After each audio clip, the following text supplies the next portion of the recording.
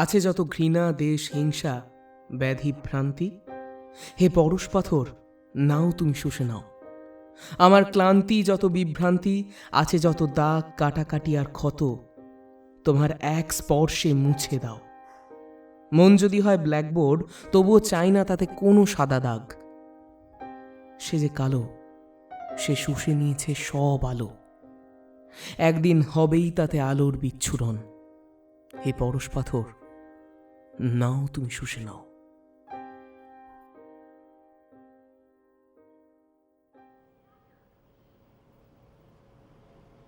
কি হলো? আপনাকে আর কতবার রিমান্ডে দিতে হবে মিস্টার বক্সি? না স্যার, আসলে কি আমতা করছেন বলুন তো? আপনার কোনো ফালতু অজুহাত শুনতে আমি এখানে আসিনি। স্যার, আজকে যদি একটু তাড়াতাড়ি ছেড়ে দিতেন। আসলে ছেলেটাকে নিয়ে আজ...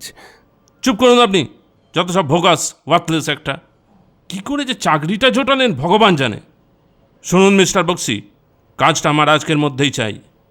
যদি চাকরিটা টিকিয়ে রাখতে চান তাহলে বাজে না বকে এক্ষুনি রিপোর্টটা তৈরি করুন। গজ গজ করতে করতে সেকশন থেকে বেরিয়ে গেলেন রামানুজ বক্সির অফিস বস লখিন্দর চাপরাশিয়া। মাথা নিচু করে দাঁড়িয়ে আছে রামানুজ। আশপাশে তখন চাপা গুঞ্জন কানে ভেসে আসছে। কোনো কোনো অফিস কলিগ আবার মুখ টিপে হাসাহাসি করছে। এটাই রামানুজের নিত্যদিনের অফিসের ঘটনা। চাকরিটা প্রায় গলার কাছে কাঁটার মতো বিঁধে আছে, কিন্তু ছাড়ার উপায় নেই।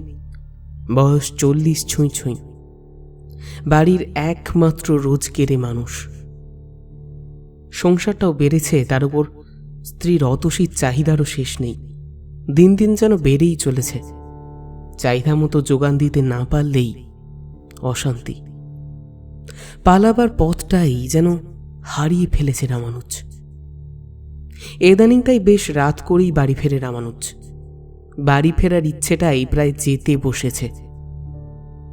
অফিসে সারাদিনের গাধার খাটুনির পরে বাড়ি ফিরে বউয়ের গঞ্জন আর নিতে পারে না। অফিস আর বাড়ির মাঝখানের এই পথটুকুই তার ভীষণ প্রিয়, তার একান্তের। পথবাতির নিয়ন আলোয় মায়াবী সর্পিল পথ ওকে জাগতিক সমস্ত দুঃখ কষ্ট ক্ষণিকের জন্য হলেও ভুলিয়ে দিতে পারে।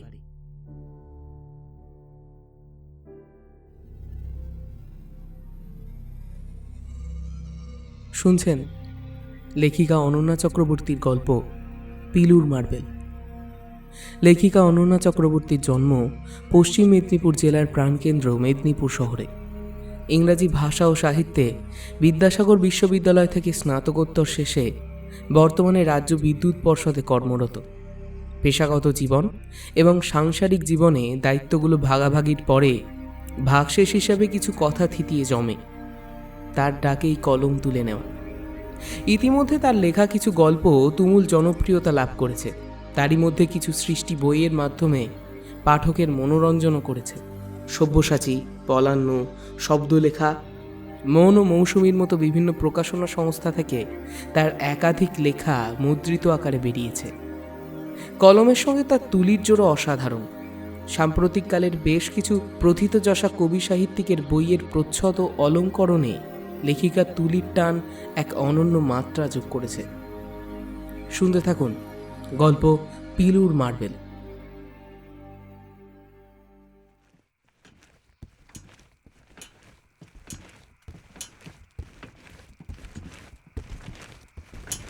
ট্রামের ঘস ঘস আওয়াজটা থামলে রামানুজ ধীর পদক্ষেপে নেমে হাঁটতে শুরু করল বাড়ির দিকে।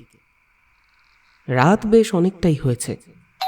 কলিং বেলটা বাজাতেই রামানুজের বছর 7 ছেলে পিলু এসে দরজাটা খুলল। মুখে একগাল হাসি। বাবা দেখো আজ আমি কি পেয়েছি।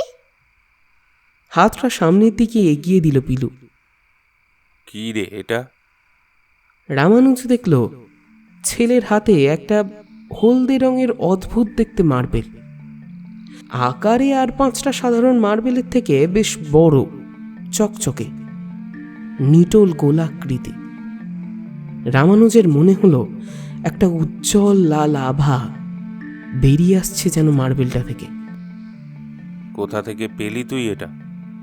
আরে আমাদের স্কুলের পেছনের দিকে যে ঝোপটা আছে না, খেলতে খেলতে বলটা ওদিকে চলে গেছিল, খুঁজতে গিয়ে দেখলাম এই মার্বেলটা। হ্যাঁ রে পিলু, তোর মা কোথায় রে? দেখতে পাচ্ছি না।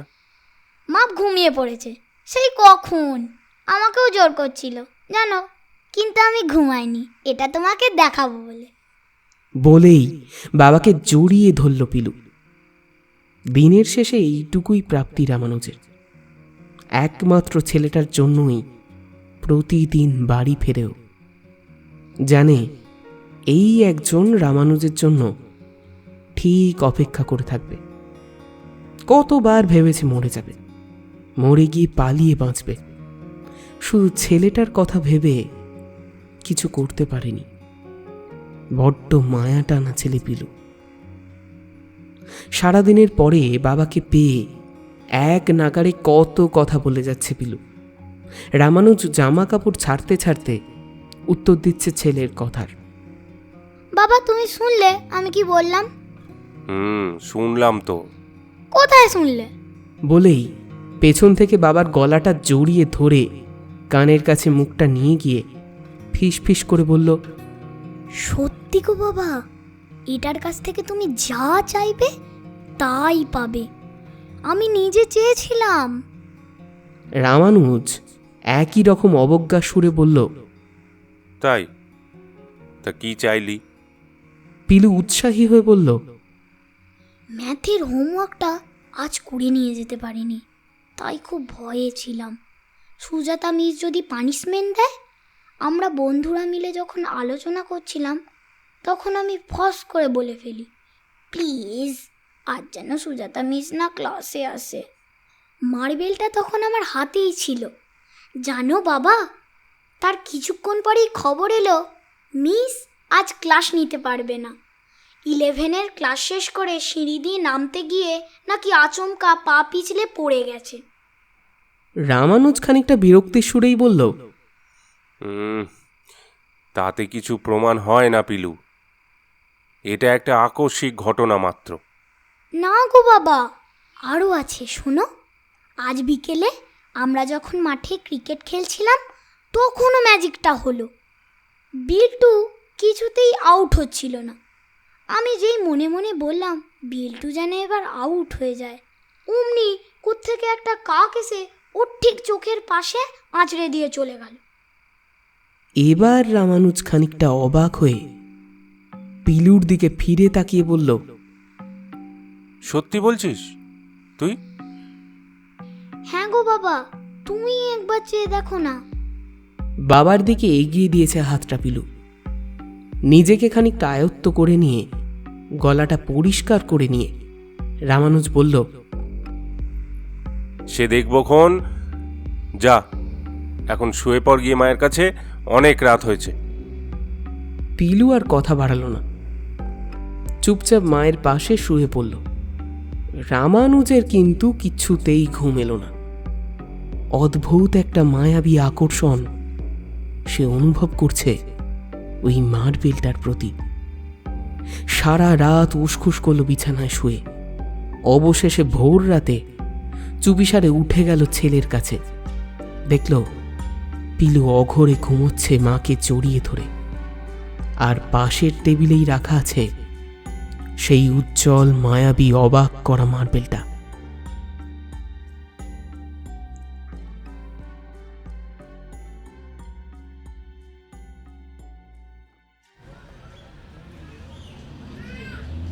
অফিসের ভিড় বাসে বাঁদর ঝোলা ঝুলছে রামানুজ। কে যেন এক নাগাড়ে কনুয়ের গুঁতো দিয়েই চলেছে তখন থেকে।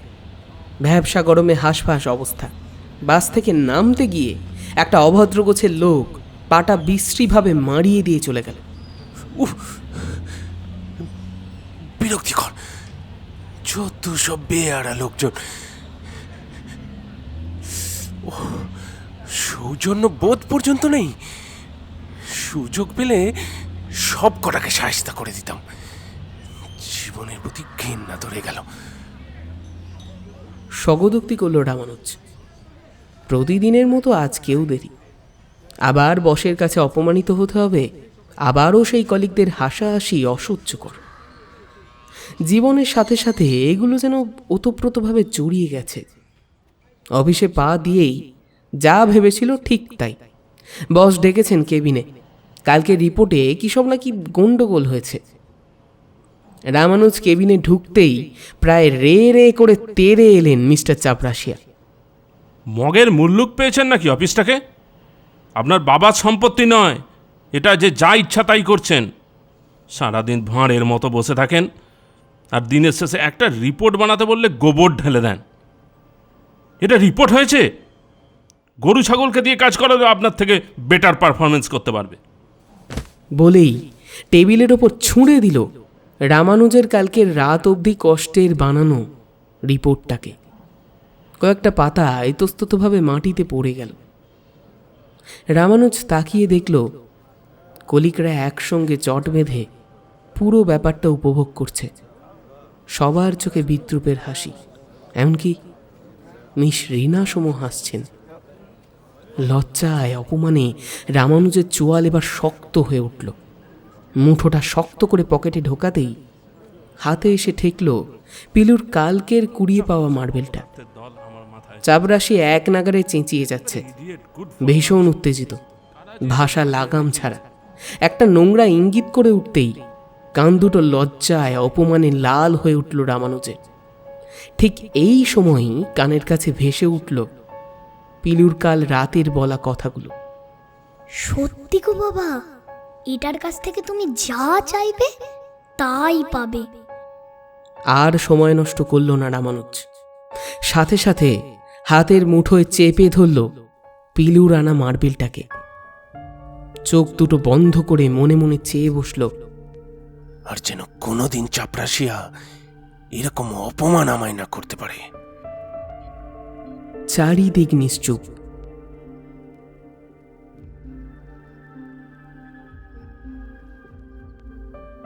চাপরাশিয়ার কোনো সারা শব্দ পাওয়া যাচ্ছে না। এক রাশ উত্তেজনা চেপে নিয়ে রামানুজ চোখ খুলে দেখল চাপরাশি একটা চুরুট ধরিয়ে এগিয়ে যাচ্ছে ব্যালকনির দিকে। যাওয়ার আগে একবার ফিরে তাকালো রামানুজের দিকে। চোখে সেই একই রকমের অগ্নিদৃষ্টি। গলাটা খাকড়িয়ে বলল, তুলে নিয়ে ডাস্টবিনে ফেলুন ইউজলেস কাগজগুলোকে। পিছন ঘুরল চাপরাশিয়া। রামানুজের এতক্ষণের জমে থাকা রাগটা এবার কষ্টে পরিণত হলো। না, কিচ্ছু বদলায়নি। মার্বেল কোনো ম্যাজিক দেখায়নি। চাপরাশিয়া, অফিস, কালিকদের টিটকারি আর রামানুজের দৈনন্দিন অপমান অপরিবর্তিত। এর থেকে মুক্তি পাওয়ার সব রাস্তা যে তার বহুদিন আগেই বন্ধ হয়ে গেছে, সেটা কয়েক মুহূর্তের জন্য হলেও ভুলে গিয়েছিল রামানুজ। হাসি পেল নিজের উপর। একটা 7 বছরের ছেলের কাল্পনিক মন গড়া কথার উপর ভর করে নিজের ভাগ্য পরিবর্তনের আশা করেছিল।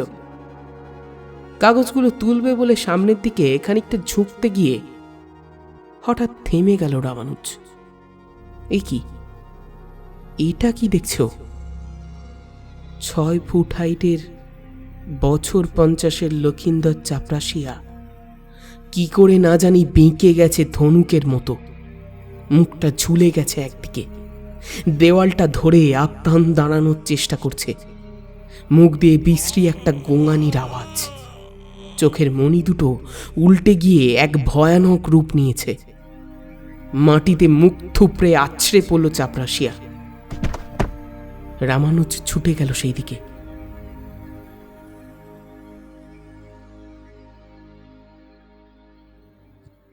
ভীষণ ভয় করছে আজ রামানুজের। নিজের ঘরের দরজা বন্ধ করে বসে আছে সকাল থেকে। বারবার মনে পড়ছে কালকের ডাক্তারের বলা কথাগুলো। সময় নষ্ট না করে লক্ষিন্দর চাপরাশিয়াকে তৎক্ষণাৎ শহরের সবচেয়ে বড় নার্সিংহোমে নিয়ে যাওয়া হয়। ডাক্তার পরীক্ষা করে জানান ম্যাসিভ সেরিব্রাল অ্যাটাক। ডান দিকটা প্যারালাইসিস হয়ে গেছে।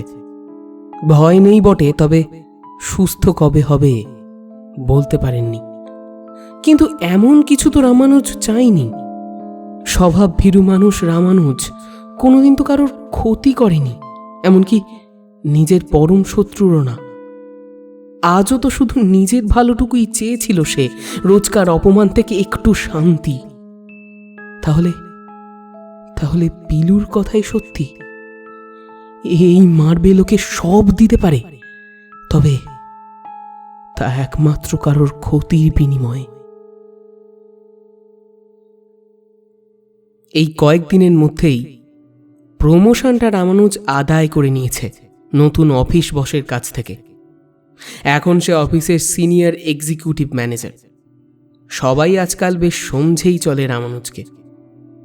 এত তাড়াতাড়ি এত উন্নতির কারণটা কেউ ধরতে পারে না বলে কলিগদের মধ্যে ঈর্ষার পাশাপাশি অদম্য কৌতূহল তাকে ঘিরে। মার্বেলের প্রথম ব্যবহারের প্রতিক্রিয়ায় রামানুজ সেদিন সত্যি ভীষণ ভয় পেয়ে গেছিল, কিন্তু এখন সে এতে পারদর্শী। কিছুটা প্রতিহিংসা পরায়ণ হয়েই মার্বেলের প্রয়োগ করে সে আজকাল। এতে কারোর না কারোর ক্ষতি হয় বটে, তবে সেটা রামানুজকে এখন আলাদাভাবে তৃপ্ত করে।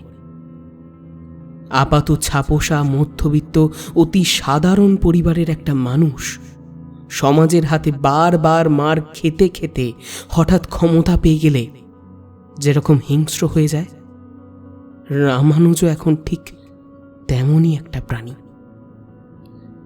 যার মান হুঁশ লোপ পেয়েছে সময়ের ফেরে। অফিসের নিত্যযাত্রী থেকে স্ত্রী অতসী কেউ বাদ নেই। এই তো সেদিন রবিবারের সকালে রামানুজ চায়ের কাপ হাতে বারান্দায় বসে আমেজ করে খবরের কাগজ পড়ছে। স্ত্রী অতসী প্রায় ঝাঁঝিয়েই উঠল। তা বাজার যাবে কখন শুনি? যা গান্ডে পিনলে গিলবে তার আয়োজন করতে হবে না নাকি আমাকে? যাও, মোরকটের মতো বসে না থেকে বাজারে গিয়ে আমাকে উদ্ধার করোগে। কথাগুলো জ্বালিয়ে দিল রামানুজকে। মাথাটা আচমকা ভীষণ গরম হয়ে গেল ওর। একটা ছুটির দিন, তাতেও শান্তি নেই। মার্বেলটা ওর সাথেই থাকে আজকাল। হাতে নিয়ে চেয়ে বসল। অতসীর নিত্যদিনের চেঁচামেচি যেন একেবারে বন্ধ হয়ে যায়। বাজার থেকে বাড়ি ফিরে দেখে হই হই রই রই কাণ্ড। ব্যাগটা রেখে ভেতরে গিয়ে রামানুজ দেখল অতসী বিছানায় শুয়ে যন্ত্রণায় ছটফট করছে। মায়ের মাথার পাশে পিলু বসে এক নাগাড়ে কেঁদে চলেছে। জানতে পারল অতসী ফ্রিজের ঠান্ডা জল খেয়েছিল একটু আগে। তারপর থেকেই অদ্ভুতভাবে গলা দিয়ে আওয়াজ বেরোচ্ছে না কিছুতেই, সাথে গলায় প্রচণ্ড যন্ত্রণা। রামানুজ অতসীর কাছে গিয়ে মাথায় হাত রাখল, কিন্তু বিন্দুমাত্র বিচলিত হল না, বরং হাসল। আর অতসী এই প্রথম দেখল রামানুজের মুখে এক অচেনা জান্তব আক্রোশের হাসি।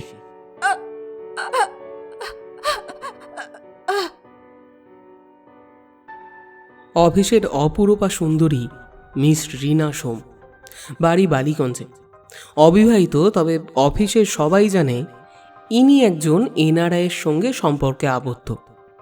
হয়তো খুব তাড়াতাড়ি বিয়ে করে বিদেশে পাড়ি দেবেন। সেই 30 ছুঁই ছুঁই রীনা সোমকে প্রথম দেখেই তার প্রতি আর 5 জনের মতো এক সম্মোহিত যৌন আকর্ষণ অনুভব করে রামানুজ বক্সী। ইদানিং সেই আকর্ষণটাই মাত্রা ছাড়া নেশায় পরিণত হয়েছে রামানুজের। রীনা কোনোদিনই অতি সাধারণ রামানুজকে পাত্তা দিত না। রামানুজ নিজের মতন করে পরিচিতি জমানোর চেষ্টা করেছিল, তবে ব্যর্থ হয়েছে। এক অসম্ভব জেদ চেপেছে রামানুজের আজকাল। স্বভাবতই সে ভাবতে বসেছে জাগতিক সব কিছুই তার হাতের মুঠোয়। অন্যের জীবনটাও পরিচালিত হবে তার অঙ্গুলি হেলনে। হলেও তাই। মার্বেলের বদান্যতায় মিস রীনা সোম আজ সর্বাঙ্গীনভাবে রামানুজের। শুধু রীনার প্রেমিক এক ভয়ঙ্কর দুর্ঘটনায় প্রাণ হারিয়েছে, অবাক করা ব্যাপার হলো রামানুজের তাতে বিন্দুমাত্র অনুতাপ নেই। যেন এক নির্মম পাথরে পরিণত হয়েছে সে। রামানুজ জানেও না ওই মায়াবী মার্বেল তাকে ধীরে ধীরে গ্রাস করেছে।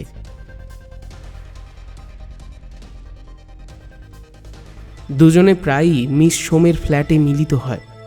অতসী সন্দেহ করেছিল বটে, তবে রামানুজ চতুরতার সাথে ব্যাপারটা এড়িয়ে গেছে। সবকিছু ঠিকঠাকই চলছিল, কিন্তু রিনা ইদানিং চাপ দিচ্ছে, বিয়ের চাপ। রামানুজও চেয়েছিল তার আর অতসীর ঘুম ধরা সম্পর্ক থেকে বেরোতে, কিন্তু রামানুজ আর অতসীকে যে বেঁধে রেখেছে তাদের একমাত্র ছেলে পিলু। রামানুজের পক্ষে পিলুকে ছেড়ে থাকা সম্ভব নয়। পিলুই তো ওর জীবনের সব। কঠিনতম দিনে পিলুর বাবা ডাকটাই ওকে পরম শান্তি দেয়। আর পিলুও তো বাবা বলতেই অজ্ঞান। আত্মীয় স্বজন প্রায়ই বলে এমন বাবা নেওটা ছেলে কেউ কোনোদিন দেখেনি। পিলু যে ওর গর্ব। আজও অফিস ফেরত রামানুজ রিনার ফ্ল্যাটে এসেছে। একান্ত মুহূর্ত শেষে এখন দুই অনাচ্ছাদিত শরীর ভবিষ্যৎ আলোচনায় ব্যস্ত। সময় যত গড়াচ্ছে আলোচনা উত্তরোত্তর তর্কের রূপ নিচ্ছে। রিনা বেশ উচ্চ স্বরে বলে উঠল রামানুজকে, তাহলে তুমি বেরিয়ে আসতে পারবে না ওই বাড়ি থেকে? রিনা, তুমি বুঝতে পারছো না কেন? পিলুকে ছেড়ে থাকা আমার পক্ষে সম্ভব না। ও আমার ছেলে।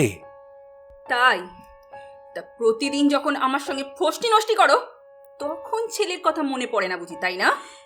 রিনা, প্লিজ চুপ করো। কেন চুপ করব আমি? আমার জীবনটাকে নষ্ট করার অধিকার তোমাকে কে দিয়েছে শুনি? রিনা, আমার একটা সামাজিক ভাবমূর্তি আছে। আমার ছেলের একটা গোটা জীবন পড়ে আছে। আমি সব ছেড়ে চলে এলে আমার ছেলের জীবনটা শেষ হয়ে যাবে। উফ, সারাক্ষণ শুধু ছেলে ছেলে। তাহলে আমার সাথে সম্পর্কটা করলে কেন বলো? এই সম্পর্কের ভবিষ্যৎটাই বা কি? তুমি যদি আমার কাছ থেকে বিয়ের প্রতিশ্রুতি চাও তবে আমি এই সম্পর্ক রাখতে পারবো না রিনা। রাখতে পারবে না? রাখতে পারবে না মানেটা কি? সবটুকু নিঃশ্বাস করে এখন পালাবে ভাবছো, তাই না? রাখতে তোমায় হবেই। রিনা, তুমি এবার বাড়াবাড়ি করছো। এখনই বাড়াবাড়িটা কি দেখলে ডার্লিং?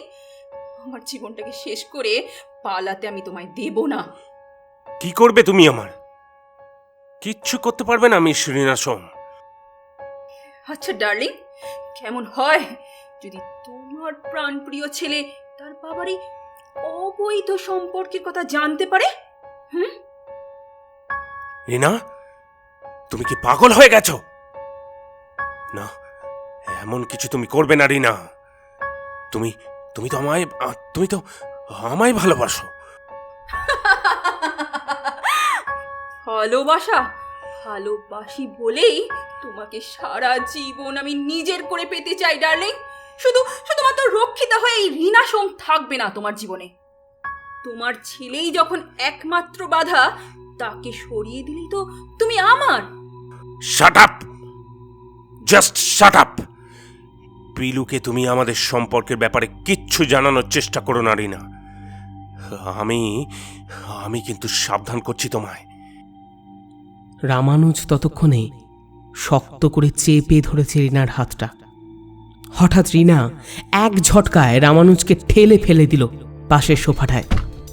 ঘটনার আকস্মিকতায় রামানুজ যতক্ষণে নিজেকে সামলে উঠে দাঁড়িয়েছে ততক্ষণে রিনা ফ্ল্যাটের দরজার কাছে ভয়ঙ্কর একটা হাসি টেনে আরও একবার চিৎকার করে বলল, আমি জানি ডার্লিং, তোমার 7 রাজার ধন এক মানিক এখন টিউশন ক্লাসে। আজ পড়ার ফাঁকে আন্টির কাছে বাবার কুকিরটা একটু স্টাডি করো। বলেই দড়াম করে দরজাটা বাইরে থেকে আটকে দিল। রামানুজ ছুটে গেল সেই দিকে, হাতলটা ধরে প্রাণপণে টান দিল। না, দরজা বাইরে থেকে আটকে দিয়েছে রিনা। নিজের সবটুকু শক্তি দিয়ে আরও একবার চেষ্টা করে দেখল দরজাটা খোলার, কিন্তু পারল না। অসহায়ের মতন বন্ধ ঘরে ছটফট করতে শুরু করলো রামানুজ। কিংকর্তব্য বিমূঢ়, কি করবে বুঝে উঠতে পারল না। পিলুকে সে কিছুতেই হারাতে পারবে না, কোনো কিছুর বিনিময়েও না। কিন্তু রিনাকে আটকাবে কি করে সে? হঠাৎ বিদ্যুৎ চমকের মতন মনে এলো, মার্বেল, পিলুর মার্বেল, হলদে চকচকে গোলাকৃতি মার্বেলটা, যা তাকে জাগতিক সব কিছু দিয়েছে, আজ আবার দেবে, শুধু রিনার জীবনের বিনিময়। কিচ্ছু যায় আসে না রামানুজের এখন। পড়ে পড়ে মার খাওয়ার দিন তার শেষ হয়েছে অনেক দিন আগেই। এবার সে সম্রাট, দুহাতে ভক্ষণ করবে জাগতিক সমস্ত চাওয়া পাওয়া। মুহূর্ত বিলম্ব না করে পকেট থেকে বের করে আনলো পিলুর সেদিনের আনা হলুদ মার্বেলটা।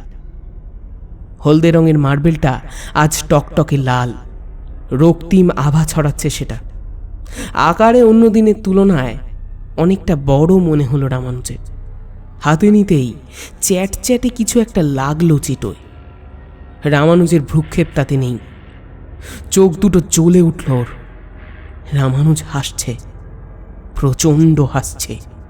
তার অট্ট হাসির আওয়াজে পুরো ফ্ল্যাটটা কেঁপে উঠল। নির্মম সেই হাসি, পৈশাচিক, যেন কোনো অশরীরী মৃত্যুলীলায় মত্ত হয়েছে।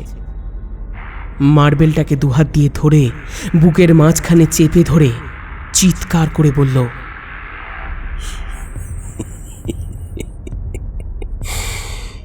পিলুর কাছে যেন রিনা কিছুতেই পৌঁছতে না পারে।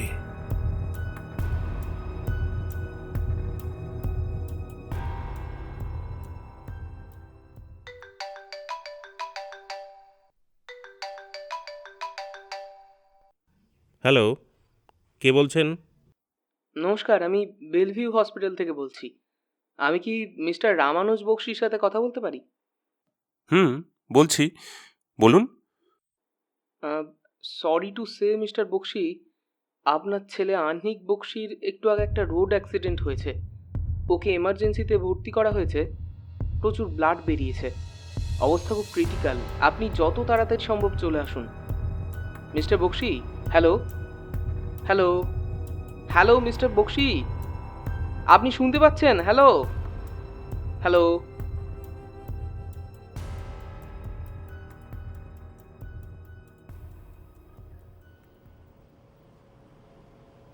বালিগঞ্জ থানার বড়বাবু মধ্যপ্রদেশে হাত বোলাতে বোলাতে গলাটা খাঁকড়িয়ে বললেন,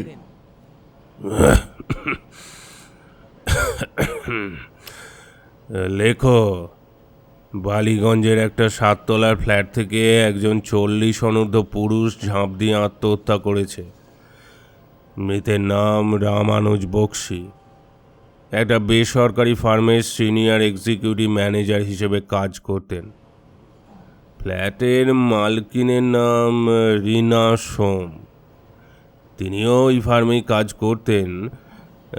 রিনা সোম আপাতত পলাতক, পুলিশ তার তল্লাশিতে নেমেছে।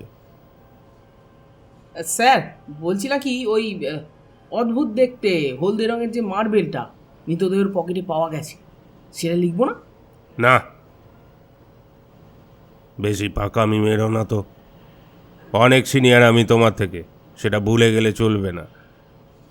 ওই মার্বেলটা নিয়ে তোমার এত মাথা ব্যথা কিসের? শোনো, ওটার কথা ভুলে যাও।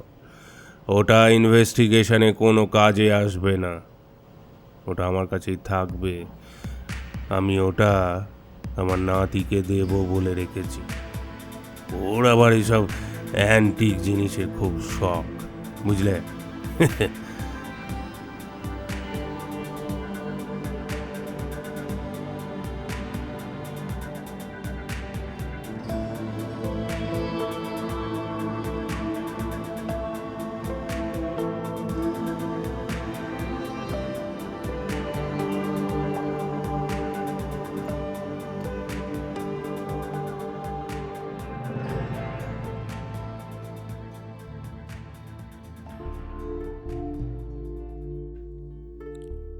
শুনছিলেন গল্প পিলুর মার্বেল, রচনায় অনন্যা চক্রবর্তী। পিলুর ভূমিকায় সৌগত, রামানুজ বক্সি ও থানার বড়বাবুর ভূমিকায় সৌরভ। মিস রিনা সোম ও অতসীর ভূমিকায় অর্পিতা, লখিন্দর চাপরাশিয়ার ভূমিকায় গৌরব। কনস্টেবল, হসপিটালের রিসেপশনিস্ট, গল্প পাঠ ও গল্পের সূত্রধর আমি সৌভিক। ধ্বনি পরিকল্পনা ও আবহে আমি সৌভিক। Poster designing Krishnendu. সমগ্র পরিকল্পনা ও পরিচালনায় টিম ইওর অক্টোপাস। আমরা আবারও ধন্যবাদ জানাই লেখিকা অনন্যা চক্রবর্তীকে এই উদ্যোগে সম্পূর্ণভাবে আমাদের সহযোগিতা ও সমর্থন করার জন্য। গল্পটি আপনাদের কেমন লাগলো অবশ্যই লাইক ও কমেন্ট করে আমাদের জানান, এবং আমাদের চ্যানেলটি যদি আপনাদের সাবস্ক্রাইব না করা থাকে তাহলে অবশ্যই সাবস্ক্রাইব করে বেল আইকনটা প্রেস করে রাখুন। এছাড়াও আমাদের একটা নতুন ফেসবুক পেজ খোলা হয়েছে, তার লিঙ্ক আমরা ডেসক্রিপশনে দিয়ে রাখবো। আপনারা চাইলে ওখানেও যুক্ত হতে পারেন, কারণ গল্পের সমস্ত আপডেটস আমরা সবথেকে প্রথমে ওখানেই দিয়ে থাকি। এছাড়াও আপনার লেখা যদি কোনো গল্প থাকে এবং আপনি যদি চান সেগুলো আমরা পাঠ করি, তাহলে আমাদের ডেসক্রিপশনে দেওয়া জিমেলে অবশ্যই পাঠিয়ে দেন #আমার গল্প বলে। নমস্কার, ভালো থাকবেন, সুস্থ থাকবেন।